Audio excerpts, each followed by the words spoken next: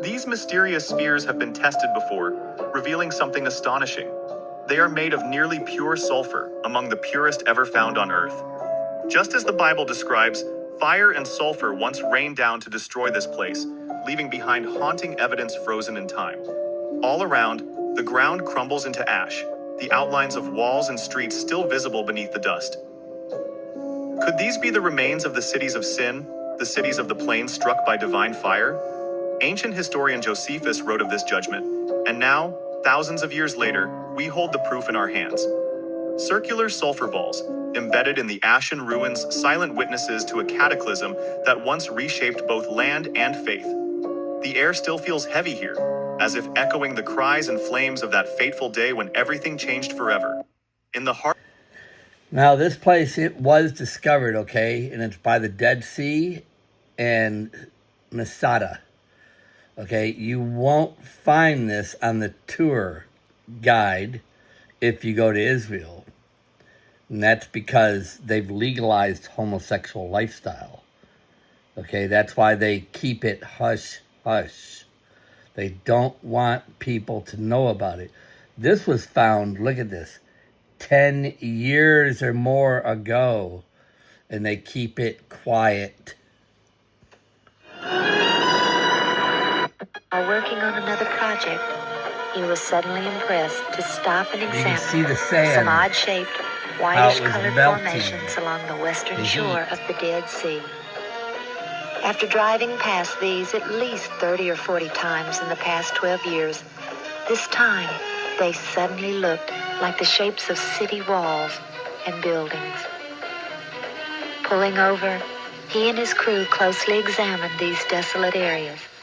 Taking samples of the material, they discovered that they broke right off in their hand and disintegrated into dust, the consistency of talcum powder, as Greg Brewer shows us here. See, should sand do that? No. In August of 1990, Ron returned to these sites to thoroughly explore them.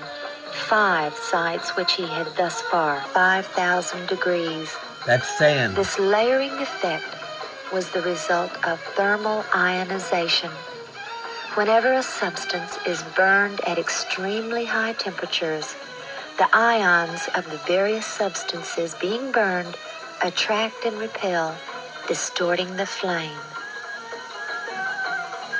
Ron drew our attention to features present here which view was breathtaking. The shape of the city was perfectly revealed below us. Here we saw a giant platform-like area, perfectly symmetrical, which was identical to the temple areas of other ancient cities, such as the biblical Shushan or Susa, located in present-day Iran. Then we saw the raised section which we had climbed upon earlier, with the Sphinx shape and the ziggurat.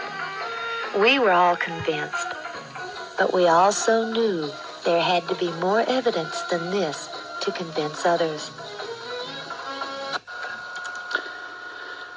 Now the Bible tells us that it rained fire and brimstone upon the cities of Sodom and Gomorrah. Now what you see in front of you here is the results of large and small, well, varying sized sulfur chunks of sulfur, burning sulfur that have hit.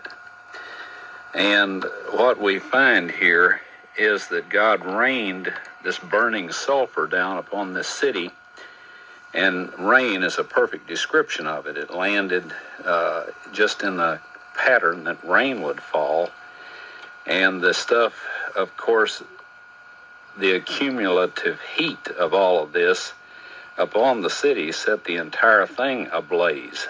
The flashpoint of every material there, metal, stone, of course the people, and everything burned. And this, you guys, it didn't just burn, it melted. That's why when you grab the sand, see, sand will turn into glass at one point. But then if you really gets hot, that's why it turns to dust when they pick it up and they crush it in their hands. and then it looks like powder on their hands, as we've seen earlier. Now, this is why they won't put, even today, after Ron Wyatt made a very good study of it, they still won't put it on their tour guide. That's because we are in the final moments right now. And they want everybody to accept this perversion. And sadly, a lot of people do accept it. Israel, a lot of people in the churches don't even know. They've legalized homosexual lifestyle just like America. And that's why America is right there with them right now in the midst of this. Guys, it's going to get pretty wicked. And we're very near that time right now. Stay strong. And remember now, God's revealing everything and it's coming on them, not us. Okay, we're aware, but the world isn't. And there are millions and millions of those throughout these ash heaps here that are the remains of the cities of the plain.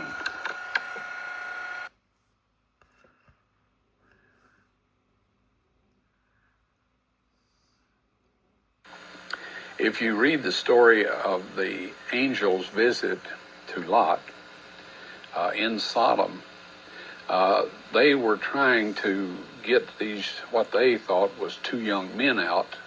Well, Lot was trying his best to protect these people because they were his guests. Finally, the angels... When they blinded the men, it's written in the scriptures, they wearied themselves, still trying to find the door, even after they were blinded. You guys, it's going to get, like, really wicked. That's why we're going to be separated from it. And this is judgment on them. And we're right near it all right now. Just be at peace as it all comes down.